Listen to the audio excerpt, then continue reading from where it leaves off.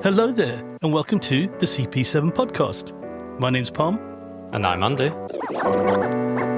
And together, we are Chrono Passion 7. Hello, and welcome back to your favourite watch-related podcast. We've hit a milestone today. We are 50 shows old. We've done it, the big 50. Quite the milestone. We've done so much in that time. We've met so many people, and we'll share all that with you.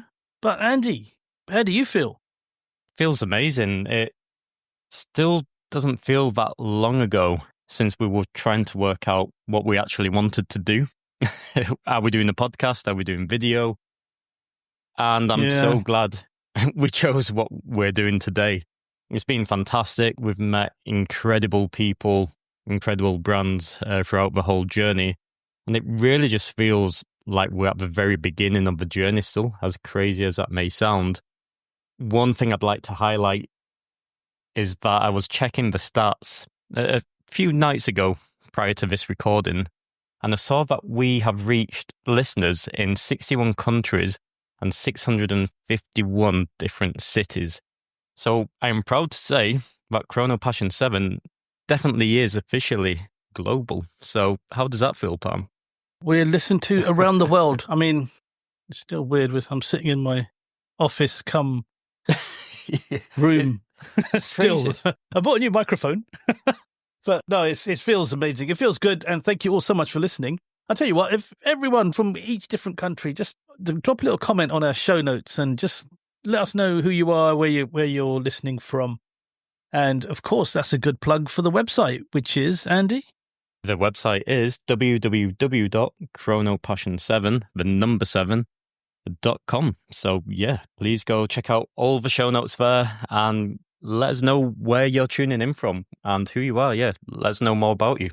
Gosh, we've been up to quite a bit recently. Did you know this is the first show we're dropping that we've actually recorded this year? The last two were recorded at the tail end of last year. Great guests, great interviews. But as it's the 50th, it had to be just us two. So today's show, we're going a bit old school to celebrate the 50th episode. We set ourselves a challenge. But before we do that, what we're going to do is a quick wristwatch check. Andy, anything new on the wrist? You certainly guessed it. I have revisited a watch for the first time. And it was you, Pam, who highlighted this to me. So as many of our listeners know, I've been on a journey with my watches. I chop and change far too frequently. And one watch which I have owned previously was the Tudor Submariner. It was the Snowflake. And I'm happy to say that now I have revisited the Tudor Submariner again. Not the Snowflake this time. I have the Lollipop. So the reference is the 76-100 Lollipop. It's really cool. It has more of a Rolex vibe to it, I would say, versus the Snowflake, which is a bit more Tudor stamped. But it really is just like wearing a Rolex. The case is Rolex, the bracelet, the crown. Really, the only elements that are Tudor, let's say, would be the dial, of course. The hands, I'm not 100% sure. The interesting thing with the hands here is you would assume the hour hand is a Mercedes hand, but it isn't. It's actually what they call a lollipop hand. This was introduced in 1984, the actual year of my watch, and when this reference actually came to be. And it was what they call a transitional reference. It didn't survive so long.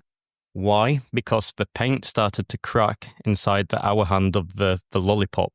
Hence why they transitioned into the Mercedes hand shortly after. And as everybody knows, rarity always makes a watch a little bit more desirable. So quite a cool piece. Not as many of the lollipops around. Of course, other things that differentiate it from a Rolex is it is powered by maybe one of the most famous movements out there, the ETA 2824-2, as the Rolex equivalent would be powered by the 3035 caliber. So long story short, that's what's on my wrist, but sharing a little bit of details around the watch itself there. But Palm, let us know, what are you wearing today? Interesting. Snowflake and Lollipop. It sounds like a children's show. Right, so I am also wearing a new watch, a very special watch to me now. So I've kind of revisited an old watch as well. So one of my first serious watch was an Omega Speedmaster Day Date, also known as the Triple Date. And I moved that on a couple of years ago. You know, if you're a keen listener, you've probably heard me banging on about not having the Speedy out of my system just yet. So what I did in January was I bought the first generation Omega Speedmaster, first Omega in space. And I've got to say, I love this. I didn't want the 42mm Moonwatch. I wanted something, I think that size is just too, for me, is just a bit too big. I haven't got small wrists, but just for me, just to keep me happy, I thought I'd stick to this. It's 39.7mm case diameter. It's slim, it's slick. It comes on a leather strap. I've actually put it on a Strap Taylor Pueblo strap, which is a racing strap with perforations in black with red piping and stitching, just to give it that extra sporty look. And I got to say, the first couple of weeks when I bought it, I just could not stop looking at it.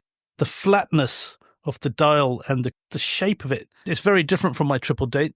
While that was more complicated, this is definitely something I think, gosh, this could be something that could beat them all. One watch to rule them all. Wow. And the reason why this is a special watch to me is I did a little challenge in January, which was, I called it Speedy January. So I challenged myself to wear this watch for the whole month. Last year I did Explorer January, which was wearing it for a whole month, posting on Instagram every day that I'm wearing my Explorer for the whole month. But I thought I'd add a bit of an edge to it this time. And I thought every day I wear this watch, I'll put £1 in towards charity, towards the Alzheimer's Society, a charity very close to my heart. And I thought if I complete every day of the month, that'll be £31. I will double it and give £62 to the Alzheimer's Society. And I thought, okay, it's just for myself. I took a picture every day, tried to find a different background everywhere. Working from home as well, most of my pictures were with my keyboard in the background. And then a friend of mine contacted me and said, you know what, I'll match your challenge. Andy, of course, matched the challenge as well. And then it just snowballed from there. It spiraled. It went crazy. I actually raised £925. And that's insane, from just basically posting a picture on Instagram every day. And I want to say thank you to everyone who contributed. Thank you to everyone who helped. It just goes to show our watch community is absolutely amazing. And it's great to give something back. So, yeah, that's what I've got on my wrist. What a story to start your journey with that piece as well. Like, that just makes it stamps how special it is within your collection now. Like, honestly, I think that was really touching as well to see that happening in real time. I remember receiving the messages from you as well, like, just, I can't believe it, so-and-so's just matched the donation, or this person, I'm like, wow, it really took off, quite surprisingly. But yeah, just echoing what you said there, Pam, just what an incredible community and for a fantastic cause. Yeah, brilliant. But before we get too serious, Andy, what is today's challenge all about then? It's been a while, right, since we did a little challenge, and just the dynamic duo. So I'm really looking forward to this. We decided, well, it's a 50th episode, so we have a 50k budget to spend on 5 different criterias, sticking with that 5-0 theme. So we have, in our first category, the daily wear, the sports watch, the watch with the complications after the sports, then some stealth wealth, and then a little bit of fun. What's the blingy watch we want to go for? So, yeah, that's what we've gone for there, the categories. So, without any further ado, let's get into the dailies. And Pam, I think you should kick it off. What did you choose for your daily wear? Okay, first one is daily. So what I chose, and I had to keep this in budget. I mean, we could have been really, really smart here and just gone 10,000 on each watch, and then it'd have been easy. But that's no challenge. We like to set ourselves a real challenge. What I've gone for, and these have all come off Chrono 24, so the prices may not be retail prices and they may not be market prices, but I've gone for the Hermes 808, with a carbon composite case, blue rubber strap, 39mm, and the price it's coming at is £4,020. Now, this is such a cool watch. It's a watch that is really playing on my mind at the moment too.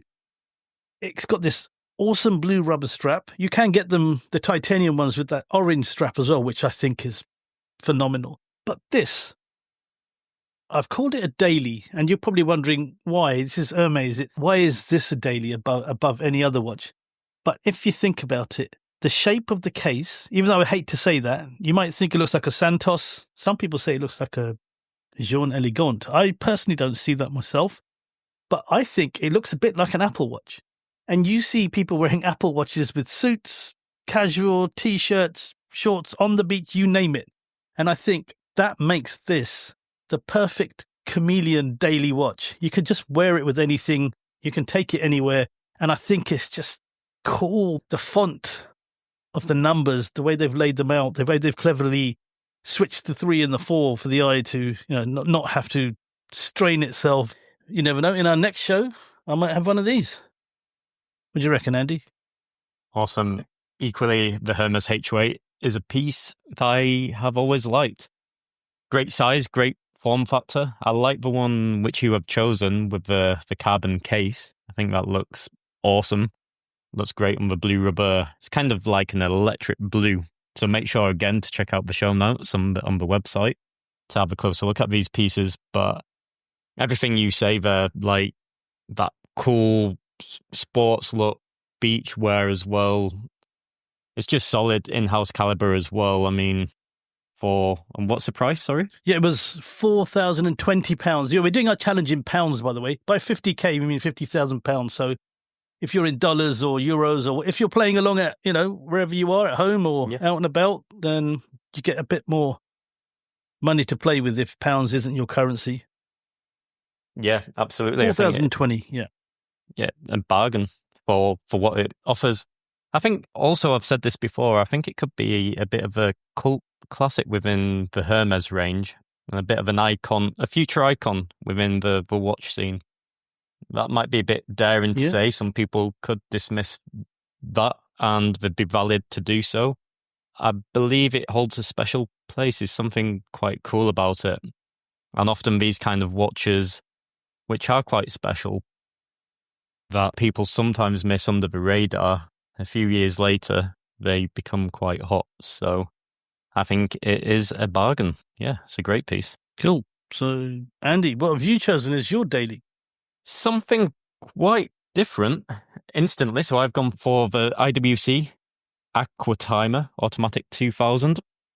Very cool piece. It is the John Mayer kind of special. So it was somewhat made famous from a very old Houdinki video by now. Probably like 5 years old or something like this. I remember, to be honest, that's how I discovered this particular piece. And John Mayer chose this for his holiday watch, summertime watch. He's going out, having fun, not caring, can jump in a sea, off yachts, of course, and enjoy it, right? And being in Barcelona, I was looking at this piece quite a few times after seeing that. So influences are real, I guess. I'm a fan of John Mayer as well, not just from the watch world, but being a guitarist as well. I appreciate his music. But back into the watch itself there, I've also gone for a slightly different case material, so it's actually titanium, 42mm, which is a little larger on the wrist for what I would normally go for these days. It's on the black rubber strap. It has the IWC caliber, 31110, which is based upon an ETA 2892. As many people may be aware, IWC were using a lot of ETA movements back in the day and modifying them, but they have many benefits as they're easy to service and solid, what we refer to as workhorses, right? Best thing about this piece as well, it comes in at £2,605. So I left myself some budget for some bigger pieces a little bit later on, but I think it's a great daily watch. Very cool, not too flashy, quite understated, but a quality watch and brand. But Palm, what do you think to this one? Do you think it's an Andy watch or not really? That's an interesting question. Yeah. It's an Andy. I don't know what is an Andy watch. An Andy watch is what's on your wrist at the moment and hasn't been sold yet. But I think it's a really cool watch. Yeah, it's definitely very sporty. It's got that integrated rubber bracelet. Very kind of offshore, Royal Oak offshore, that kind of DNA to it. I like the rotating inner bezel. I think that's really cool with the crown. The color combination, that deep blue, deep indigo and yellow, very nice combination there. I like that. Again, as you can tell, I'm quite the aesthetics man. I don't know much about the movement. I know ETA 2892 is very popular movements, as ETA movements generally are. But just on the look of it, it's titanium as well. Very light to wear, very practical, very stylish. Yeah, I like it. Very nice. It's a cool one, right? That's one thing what I missed, actually. How silly, how could I miss the cosmetics of this piece? They do them in various different colours. I went for the John Mayer colourway, which is like the bright yellow. And the blue, it looks quite deep in the picture on Chrono 24, which you will see on the show notes. However, if you look up in Google Images, you will see it pops quite a lot. There's a lot of more of a vivid blue colour in the metal, let's say. But yeah, a very cool piece. That leads us to our next category. So, Pam, what did you pick for your sports piece? I thought I'd surprise everyone and the ultimate sports watch. You know what? Going back a few months, I would have said a Submariner. But to me, the Submariner is just the ultimate icon of a sports watch, shall we say. But lo and behold, I have a different one. So my pick for sports watch is the Omega Speedmaster, first Omega in space. Isn't that a funny coincidence? I actually have one on my wrist. I know. So, yeah, with the brown leather strap, but even though I've got my Taylor strap on, no, mine is being worn on a Taylor Pueblo strap. I just think, as I alluded to earlier on in the show, the Speedy, I get it now, why the Moonwatch or the first Omega in space or any variation on the original design, the popular design as it is now, it's just unbelievably good. It's just the flatness of it and just shaping it. It does take you into space. And yeah, the caliber is the 1861, very famous movement. They've now replaced that with the 3861, but the 1861 is in the previous generation Moonwatch 2. I don't know what more I can tell you. I've sort of gone on about it earlier on, but 39.7 millimeters as well. That is just the sweet spot. It doesn't have the lyre lugs like the Moonwatch does. So it's got more, I won't say contemporary, but just more regular looking lugs. And the price it comes in at is, and to be honest, and the one I found on Chrono 24 is £4,050. And I've got to say, I was quite lucky. I did pay quite a bit less for mine. So £4,050 for my sports watch. So that gives me a combined total of £8,070 off 50,000. So we've got a long way to go. Great choice. Interesting one, though, that you didn't go for a Submariner. I'm assuming to make this true sports, you would have to get back onto the bracelet, possibly. And I don't know this, actually. What is the actual water resistance on the Speedies? Oh, they're terrible. The water resistance isn't great. It's no Submariner 300 meters or 200 meters like a lot of dive watches, even 100 meters. It is 50 meters. This version didn't come on a bracelet. I did buy an Uncle Strap's flat link bracelet, but this comes on the leather strap. Okay. Yeah. Very interesting for a sports piece, but I will not. It is a very sporty watch still. A chronograph is a sports watch. It's not a dive watch, right? That's different. So, yeah, I think it's a great choice. It's a racing watch, isn't it? It's a racing watch. Yeah, racing watch. Leather straps. You survive if you get caught in the rain, let's be honest. That's about as far as most of us truly go, right? Let's be honest. For the average listener and the average watch collector, I would imagine, including ourselves. 50 meters is, I'm never going to take it. 5 meters, let alone 50. Exactly that. That's what I mean. Yeah. So, to my selection, it's not really much of a surprise as well. I've gone for a Submariner. I've gone for the Rolex Submariner date. One of us had to. 16800.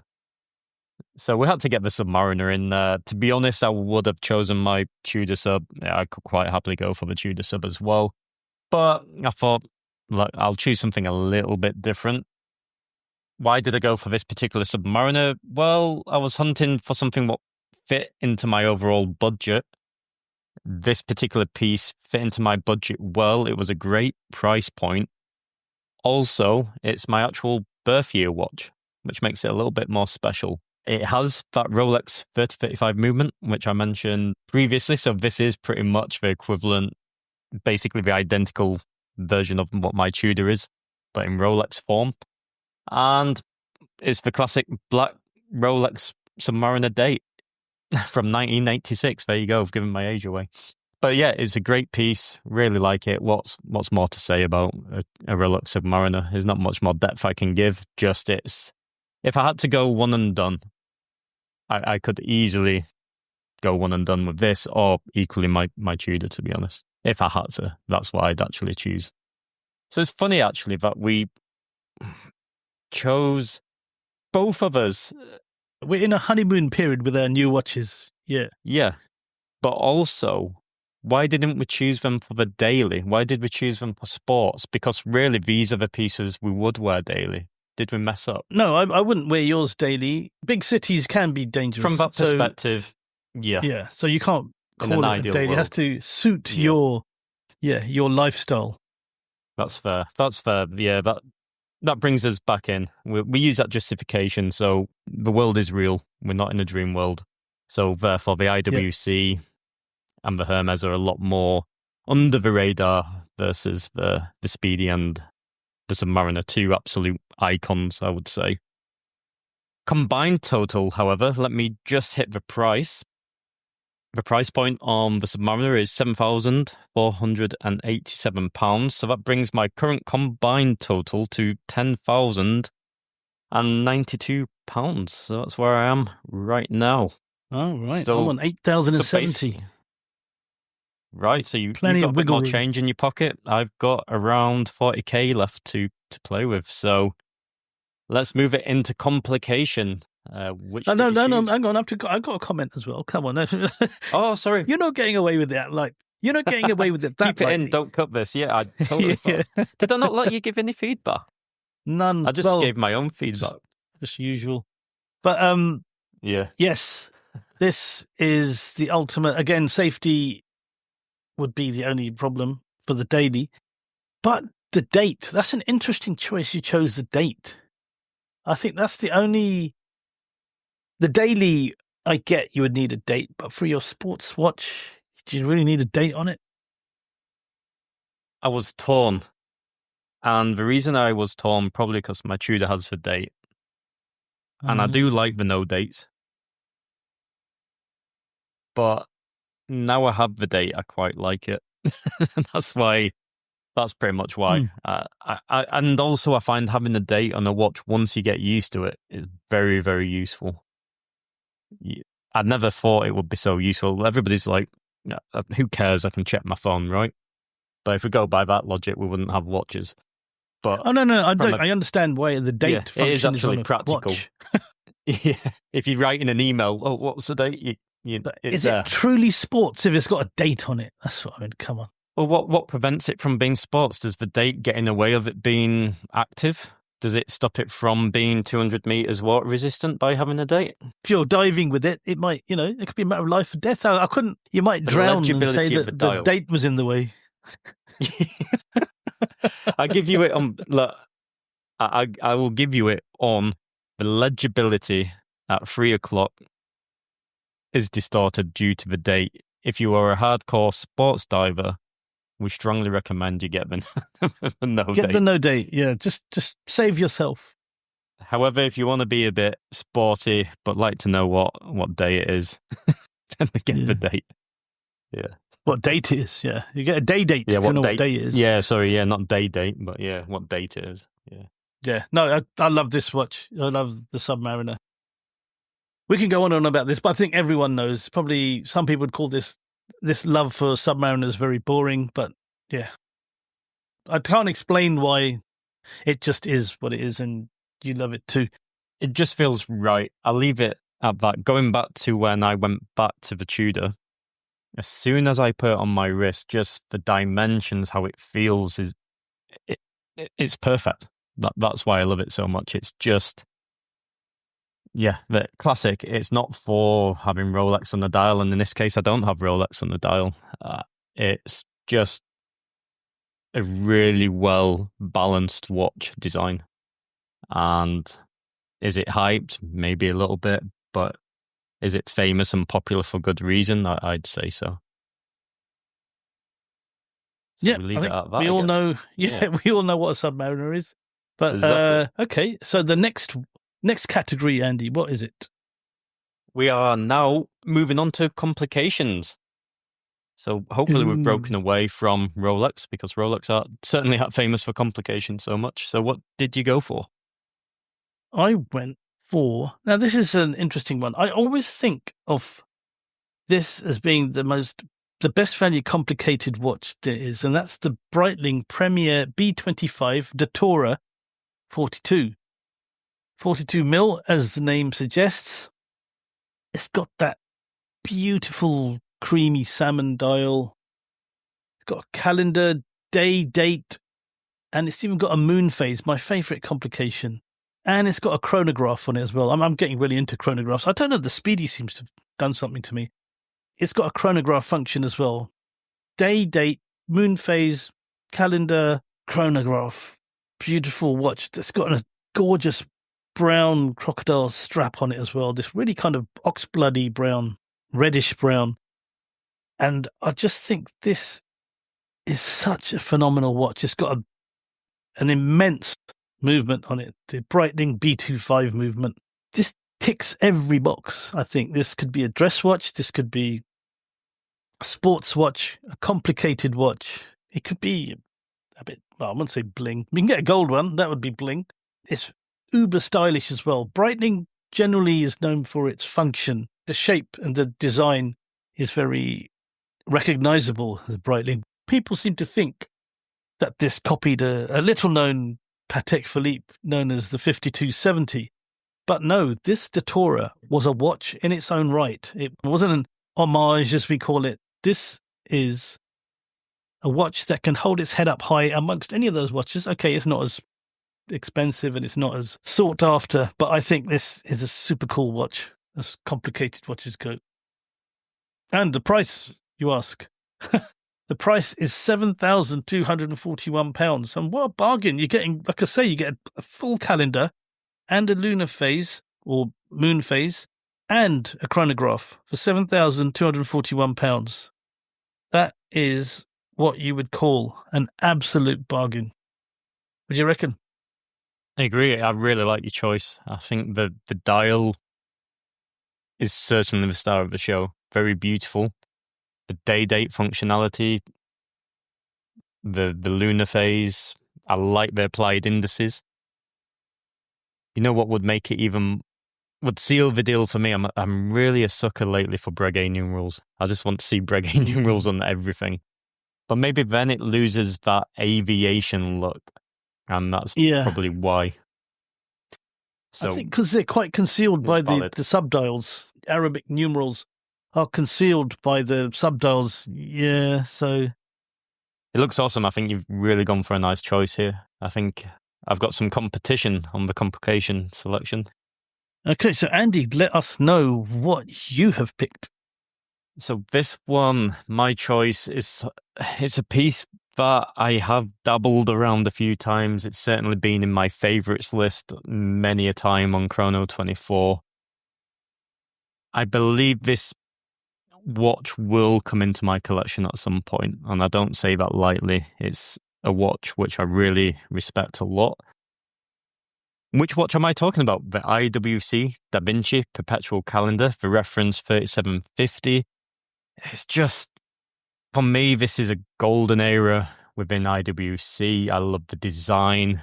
It's almost like this pebble circular design, but these really interesting kind of rectangular squared off lugs. It's just iconic for me as far as IWC go. I love the big crown. the little round mushroom style pushers for the chronograph. Really nice 5-link style bracelet. And the part of the watch which I really like is actually going back to the caliber. And I don't want to just list calibers all the time, but what's special about this is that it's based on an ETA. It's a 7750, right? So again, or ETA or dash value, right? It is a crossover there. But what makes this special, right, is that it was developed, that the watch was developed with Kurt Klaus, who's a legend within, obviously, the IWC world and watchmaking world. And he created the module for the perpetual calendar. And it's the only one what's pretty much out there where you can set everything from the main crown. So even when you go to Patek Philippe's, for example, you have the little pushers around the side of a watch. You don't have this with IWC. And the fact that they achieved that with a standard value-ETA movement with an incredible module developed by Kurt Klaus, I just think it's kind of, for me, a historic piece with an excellent watchmaker behind it. And that's what makes it so special for me. It's got the lunar phase on there. It has the, everything. It has its full perpetual calendar, chronograph. It's sporty looking as well. 39mm, great form factor. And this is the best part. The price, £6,654. I mean, bargain or what? But Palm, what do you think? That is a bargain. Perpetual calendar, the ultimate complication for me. IWC with their Da Vinci is just such a well-known combination of, it's, you can set it from the crown, right? This is the module, the actual movement, the Kurt Klaus movement allows you to set it from the crown, which sets it apart from a lot of other perpetual calendars. Unbelievable. Because our listeners can't actually see what we're talking about, you must check out the show notes at www.chronopassion7.com and you'll see this incredible IWC with, was that an inky blue dial or was that black? It's so deep, the colour. I think inky blue is what I get from the image at least. But the thing what tricks you with these kind of watches, it's in that area where they had that blued kind of sapphire, the light filter crystal. Yeah. So the crystal's got a blue tint to it, but the dial's actually black, and then it tricks the eye a little bit. So I'd imagine it's probably a black dial, but the crystal's got a bit of a blue tint to it. I didn't realise how much this kind of reminds me of Cartier Pasha. Just if you look at it quickly, there is certain, there's something about it. Maybe it's just me. Maybe that's just my own thing. I can see that. Somewhat. Yeah. I think they have enough differences. Shape. Yeah, they have differences between them, but there is I think it's that roundness of the actual the central focal point of the watch, right? Domed and rounded, yeah. And they both connect quite short on the lugs. Yeah, the Vendome lugs on the Cartier, and this has its own style. I'm not sure what you'd call this straight bar. Yeah, I said rectangular. I don't know if that's the correct terminology. It's kind of like just you a heard it here first. Bar. Yeah. Chrono Passion 7 have invented the rectangular lugs. Yeah. Talking of Kurt Klaus, who's in his mid-90s, did you see that picture of him with sending up Lewis Hamilton? It was so funny outside the IWC building. So you got Lewis Hamilton in his suit, immaculate Italian suit and tie, and the overcoat draped over his shoulders. And then Kurt Klaus did one outside the IWC building. It was brilliant. That went viral. Excellent stuff. He's a legend. He is an absolute legend. And that's why I think these are sleeper watches. It's reflected in the price. They're not appreciated to what they should be, which is great because I'd like one. I think these could be hard to get in the future, price-wise. And why? Because I think it's quite a historic watch for all the reasons we've just mentioned. And as people age, things happen over time, right? And then suddenly these innovations go even more crazy, right? Hopefully not for a long time, but I just think it's a very special piece, and I think it's something which could gain in even more, let's say, followers over time. Hype? But yeah, no, not hype. That's. I said hype, but no, not hype. Yeah, it could gain hype. Buy it now while it's cool. The thing is, though, right? now that the hype has gone out of modern watches, the whole COVID craziness, vintage watches are returning to be the collectibles, the one that everyone goes looking for, and the price is going up and unexplainably. And I think vintage is making it, not that it ever went out of fashion, but I think it's making a comeback over the hype or the modern steel sports crew. I agree. Who want to invest there. I think they're investing in they're investing in vintage now more so, I'd say. No, you're right. Yeah, it's definitely a strong movement behind vintage. I think that's something what's always been dipping in and out. It's always kind of been there. But I do think you're right. The market's cooled off a lot when it comes to the modern hype train. Yeah. Now people are looking for that next vintage jackpot gem, what's going to rock it, right? So I think that's a good perspective of the current market. So before we go on to our next one, we're going to take a little bit of a break, just give you a couple of announcements of, things that have been happening. So Watches and Wonders is coming up, and Andy, do you want to tell us what we're doing? Yeah, we're going again. We were invited. Yes, we're back for the second consecutive year. We weren't banned. I don't know how we slipped through the filters, but somehow we got in once again. And we're extremely grateful, of course, to have been invited. Yeah, I can't wait. Can't wait to be there. I think our agenda is more packed than the previous year, which is exciting. Bigger brands who, let's say we were more the newbies, not so much newbies, but we are still relatively new on the scene. So even if you have access, you can't always see some of the biggest brands in the expo. But we've managed to get a few bigger ones this time, which is very exciting for us. So we're looking forward to giving you the scoop. Please keep your eyes peeled on the Instagram, because we might do a few lives on there, giving you maybe some hands-on exclusive of some very cool releases, hopefully, by some major brands. So keep an eye on what we're getting up to on our socials, because that's going to heat up a little bit. But yeah, I'm just super grateful and humbled to be invited to be there and to have the appointments with the caliber of brands we have managed to get in our schedule. It's quite incredible. But how do you feel about it, Pam? I can't wait. I feel the same as the first year. No, I feel different. I got to see, first year was, I think it was a bit of like a, whoa, hang on, is this really happening? This time we know it's happening.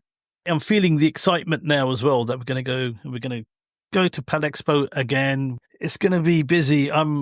That's one thing I'm not looking forward to. I'm looking forward to seeing all the new releases, because I think this year they're going to go nuts with the releases, because last year was pretty crazy.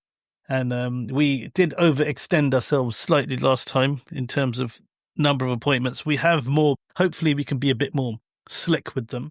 And a good friend of ours, Ricky from Scottish Watches, did say to us, it just gets busier and busier every year. You never learn your lesson.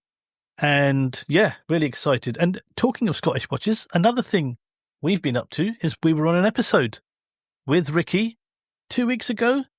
So yeah, check that out. It's just me and Andy shooting the breeze with our mate Ricky, talking watches and how we got to do what we do.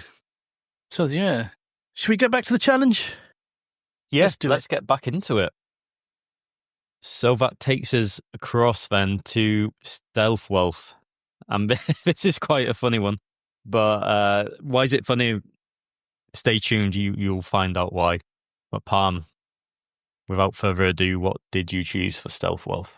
So I chose Stealth Wealth. It had to be a brand that not everyone knows, but if you know, you know. It had to be a real watch person's brand. It had to be a bit not so in your face. So what I've chosen as my Stealth Wealth option is the H. Moser Cie Streamliner flyback chronograph. I told you I'm going nuts about chronographs this year.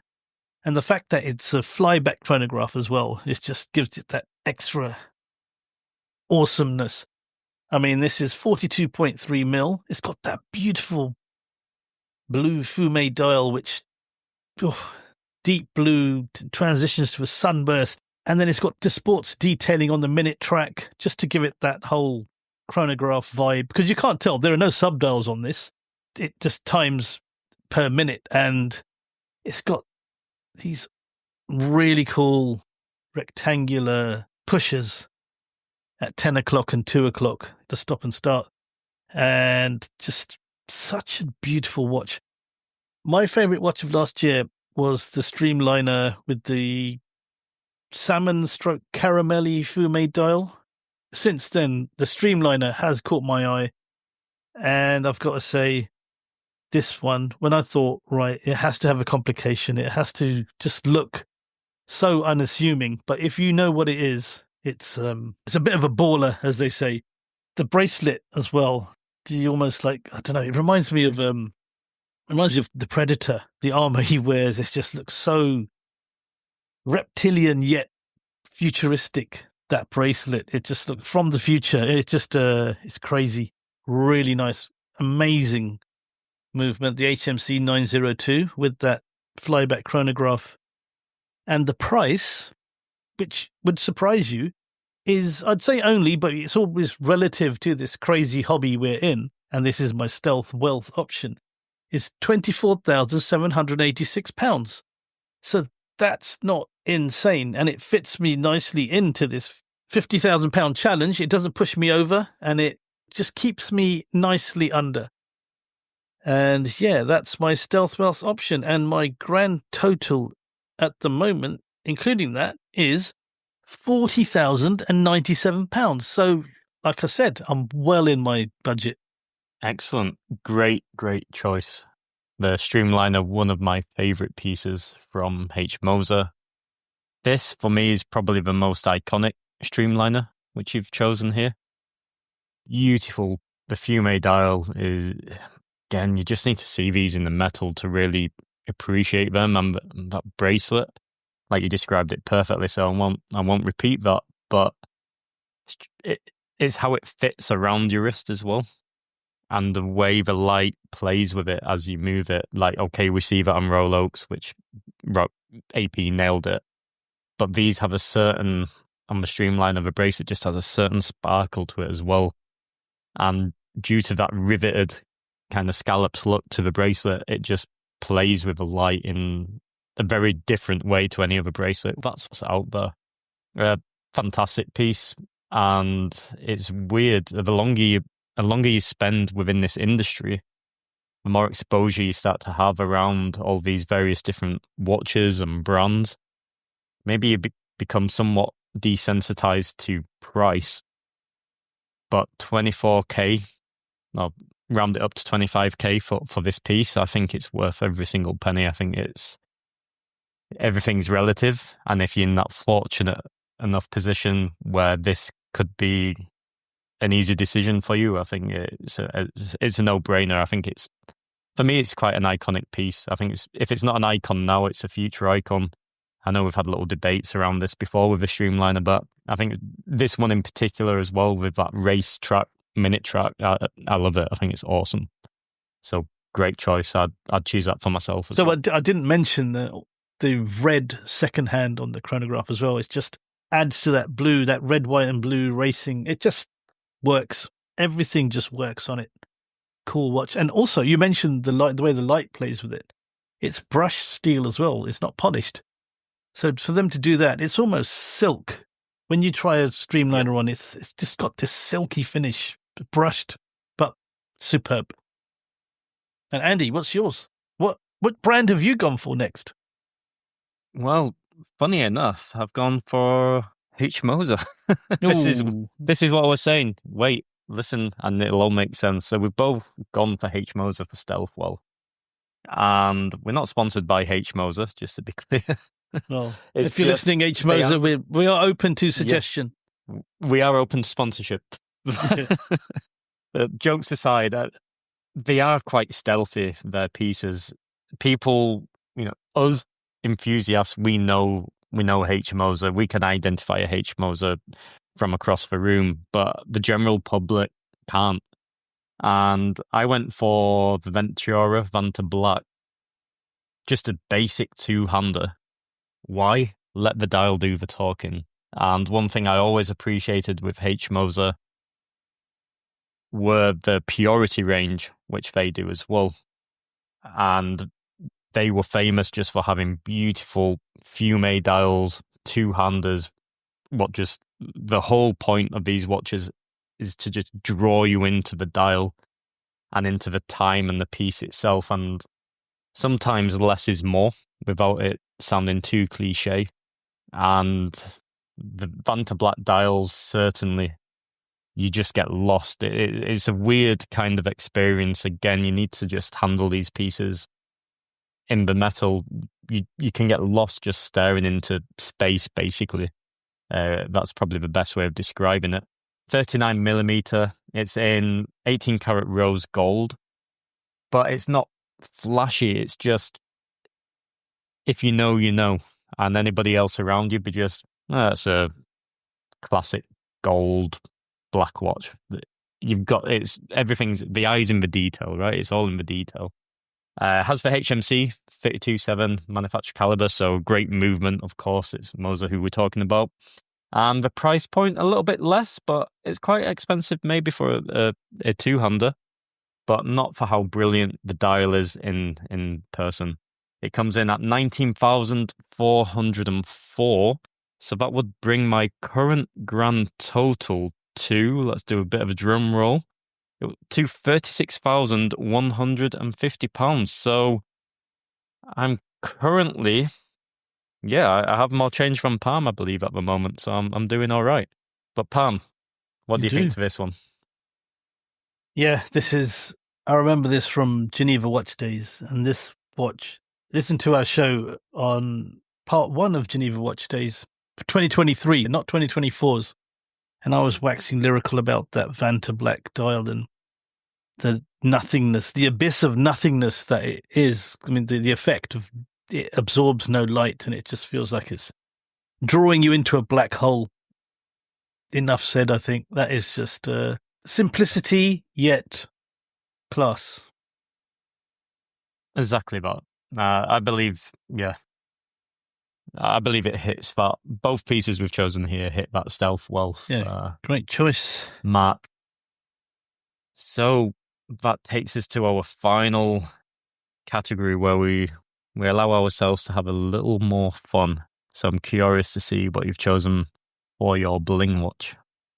I am a sports watch guy. I think most people would safely say. And I thought I need a dress watch. And I think if I did get a dress watch, which one would it be? I think one of the most obvious choices would be Jaeger-LeCoultre Reverso. And the one I've chosen for my bling watch is a full gold 3-link bracelet, 23 mil. So it's 18 karat yellow gold, as I said before. Jaeger-LeCoultre Reverso moon phase. Again, as you can tell, the moon phase and me I just love it. I've got this thing for a moon phase on a watch. It just has that Art Deco old worldy look to it, and that's all you need, I think, sometimes.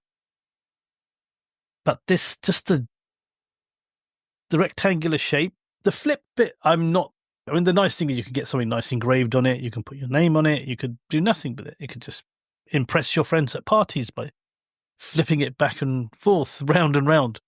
But I just think this is a quality watch. Jaeger is, well, hit the oversaid moniker for them, which is the watchmaker's watchmaker. The number of movements they made for so many brands goes without saying.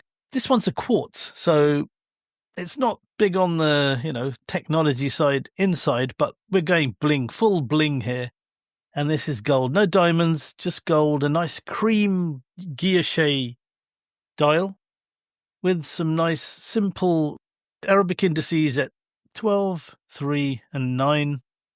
So well spaced out. Everything is just so well proportioned on that dial, on that watch. And it just looks so, so old world. So old money. Doesn't shout too loud, but shouts loud enough. Great choice. Great choice. Something I didn't say the price. Myself. Actually, I didn't say the price. Yes. So you can get this. How much is it? Yeah, how much was it? Yes. It was, I got so caught up in looking at it that I just completely forgot about how much it's going to destroy my bank account. So this is actually going for £7,950, a full gold Jaeger LeCoultre watch. That's amazing value. Unbelievable. Unbelievable. As I was just saying, that it's a piece I'd choose for myself. The Reverso it's an interesting piece. I was fortunate enough to be loaned a pre-JLC Reverso. And my experience, you do enjoy flipping it. I was told not to do it too much because it was in really good condition, and my friend didn't want the back scratching. Yeah, right? Vintage is a bit different, isn't it? Mirror polish. So I didn't do it so much, but of course, try it out. But it's satisfying, and they do look cool when you just flip it around that. And that, I think, is an element of class. So let's go to a different time, a different era, where we didn't have mobile phones and you were invited to a really nice dinner somewhere, and it'd be frowned upon for you to be checking the time whilst you were having dinner with people, for example. And the fact that you can just flip that around, make it a beautiful old gold bracelet, you're giving your full attention to the host, for example.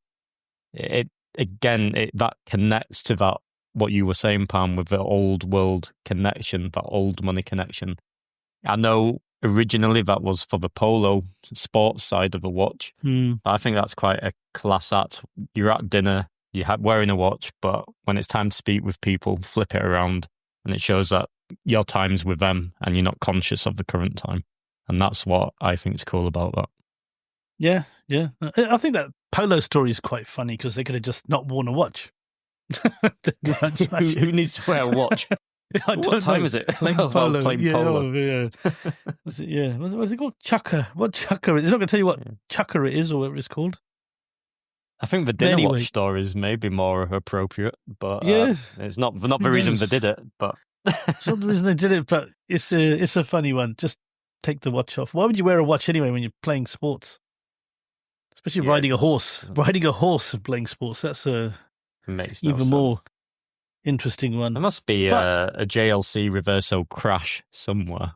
It'll come out one day. A horse stomped on one, it'd be found. Yeah, stamped on it, or one of those mallets, whatever they used, smashed one, or or a horse hoof shape. Yeah, hoof. Yeah, horseshoe. Yeah, the hoof edition. The unlucky horseshoe. Yeah. Yeah. Right. So Andy, bling up. Tell me what you got. So, let's leave our final... Let's go back to our grand totals once I've done mine, and let's see who's been the tightest with their budget. So, I've gone for the Cartier Santos Gal B. The reference is extremely long, but I will quickly say it's 887901 if you want to check it out. It's 29 by 41 millimeter, so that classic Cartier Santos size. Again, we're going bling, so of course it's 18 karat yellow gold.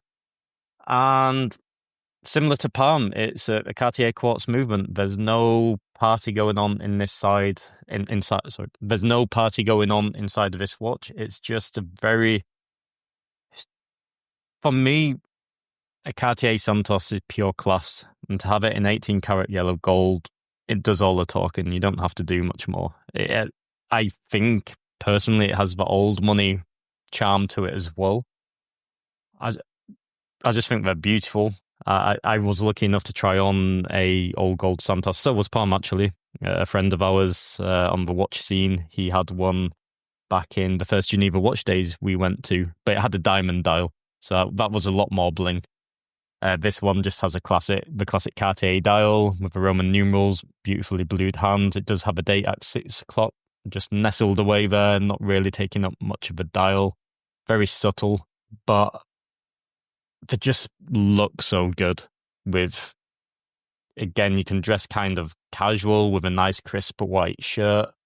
I see it like that summer vibe as well, like light blue linen trousers and,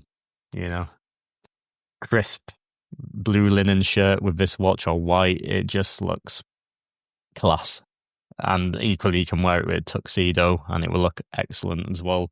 Price point, £13,054. Quite expensive. I guess you could debate for that same price point. You could have a Rolex Oyster Perpetual in solid gold. with an automatic movement for probably around 9K, I believe they come in at. So, is it the best value? Yes, if you're a Cartier fan.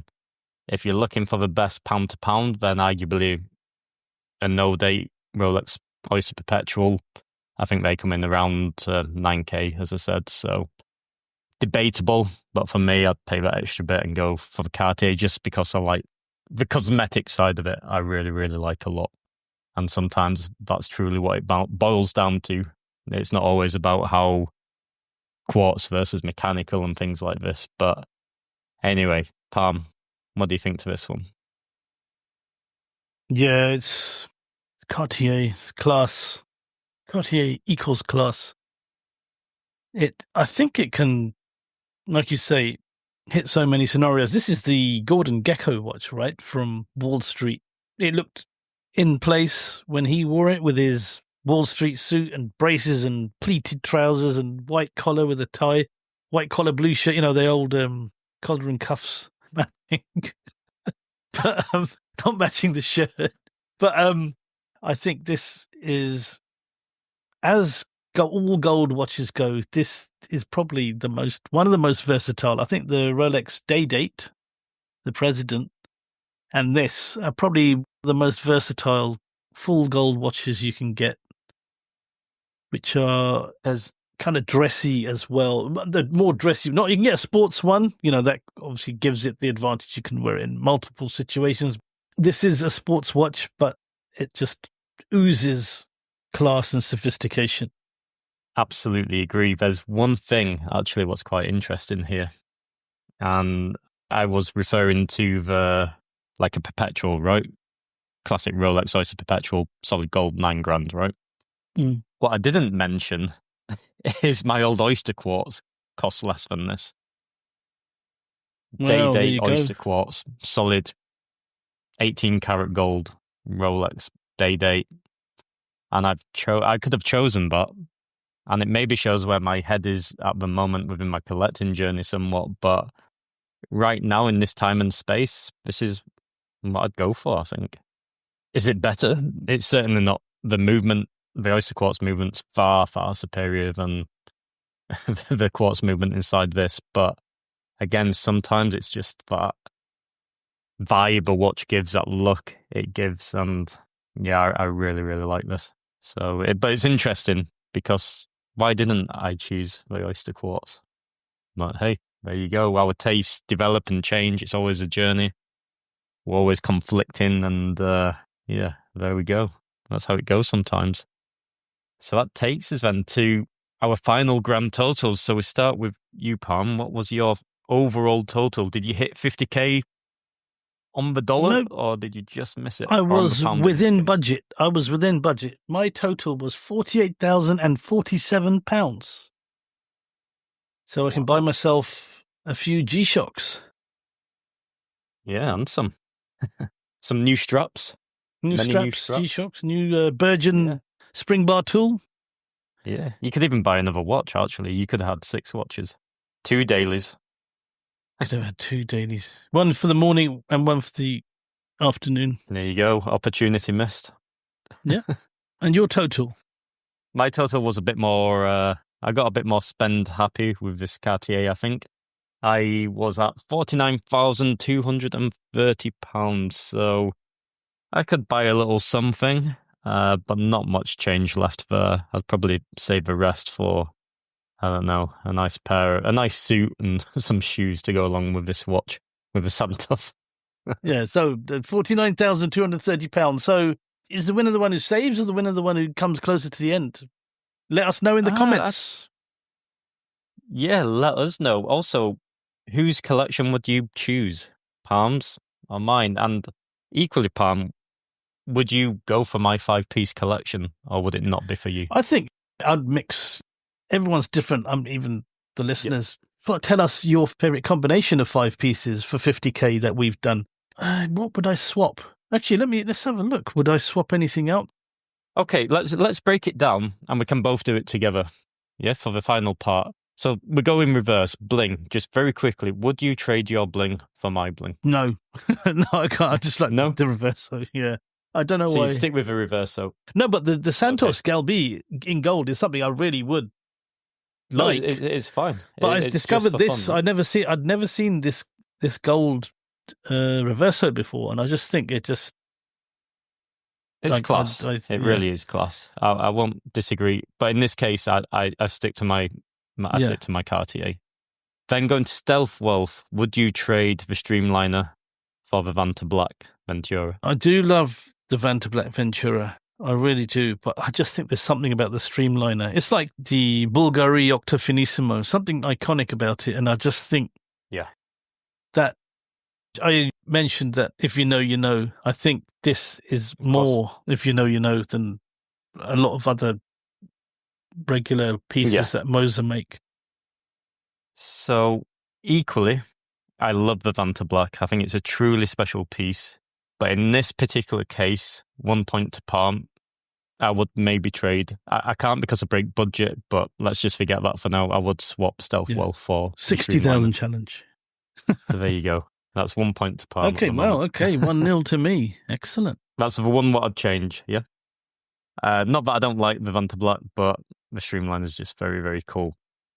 Interesting to hear your opinion on the Complication. I would swap. It's a no-brainer for me. Yeah, I would swap. I knew you were going to. And it's actually even cheaper, which is crazy. It's a different league, the IWC. Yeah. Just, again, go to the website, check the show notes. It's just a different caliber of watch, in my opinion. Mm. So there we go. The Datura is a watch that I have considered a few times, but this, I think is a lot more. There's a lot more going on. Would you consider the Da Vinci? Is it a watch you would be out of fantasy game mode? Like, is it a piece you would think to have in your collection these days, or you don't really? There's different designs what you would prefer? I would like a perpetual calendar because I think to me that's the ultimate complication. Yeah. For what I like, I just think it's amazing, and I think IWC make beautiful watches, beautiful complicated watches such as this one. There is an Omega perpetual calendar as well, which is the Omega Louis Brandt perpetual calendar, and there's just something about. I just think maybe it's price point, but just it's not commonly known that Omega do this. And I just love the guilloche on the dial as well, and the lighter dial for a dress watch. You know, it's a very classic dress watch, looking yellow gold, kind of cream guilloche dial, Roman numerals, moon phase again, perpetual calendar, and again that's controlled from the crown, but the lugs on it are very almost corne de vache, almost. Yeah. We'll add that into the final part of the show notes, just so our listeners can check that out. Also myself, because I think I know which reference you're talking about, but I need to see it. Yeah, the Louis Brandt. It wouldn't be the IWC, it could be the Amiga. So let us know in the comments, of course. We'll put the pictures. Now you're going to see the free Complications. Let us know which one it would be.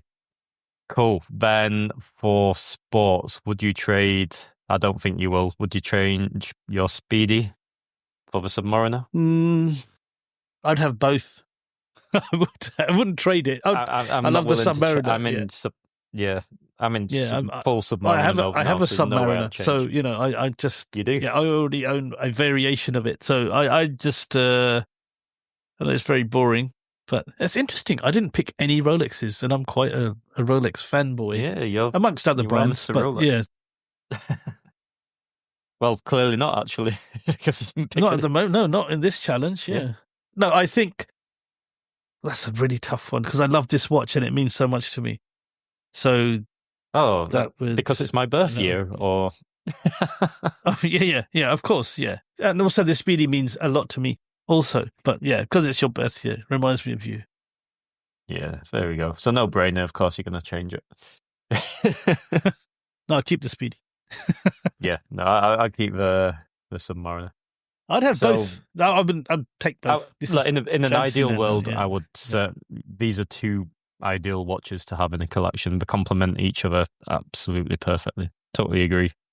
So finally then, to wrap up, the dailies, I don't think you'll swap the Hermes for the IWC. Nah, I'd keep the Hermes. And I think you've maybe got a point. Maybe I would, If I'm allowed to break budget, Yeah, you can break budget. yeah, I'd go for this Hermes. I love that carbon. It looks awesome. Yeah, I know, it's cool, right? It It's looks 2-1 great. to me. It is. So I guess my ideal collection then would be the Hermes HO8, followed by the Submariner, followed by the IWC, Da Vinci, then the Streamliner, and then my original choice for bling being the Cartier Santos in gold. And palms, you would be exactly the same, apart from you would change your Complication to the IWC. I believe that's the only one. No, if out of these, yes. But the Louis Brandt that's would be the one that ideal. would The Omega change. Louis Brandt, yeah. Or Yeah. the Omega. But yeah, if it's just between our two. Yeah, if it's on this sheet, yeah. If it's what we're talking about today, yeah, I would change. Exactly, yeah. I'd change it to the IWC Da Vinci. Yeah, fair play. Fun challenge. I enjoyed that. It's always Good fun. interesting. Yeah, we hope you enjoyed that at fun. home as much as we did putting that together. Yeah, you always learn something about yourself, I think, when you do these challenges as well. Because it shows you where your mind's at in what watches are speaking to you or appealing to you. The interesting thing about this, I just want to say, so I'm considering getting another watch, just considering. And 3 of my choices are 3 of the pieces that I'm considering, which is quite insane, right? 3 of the pieces are in here. Yeah, so there's 3 that I'm considering. Yeah, actually, I know. Yeah, sorry. Yeah. I know. So You're very curious, yeah. A genuine Chrono Passion 7 take on these other watches that we would actually buy. So there we go. I guess it's time to wrap things up, unfortunately. Yep. I think we've rambled on for the 50th time. And it's time to call it a day for the 50th time.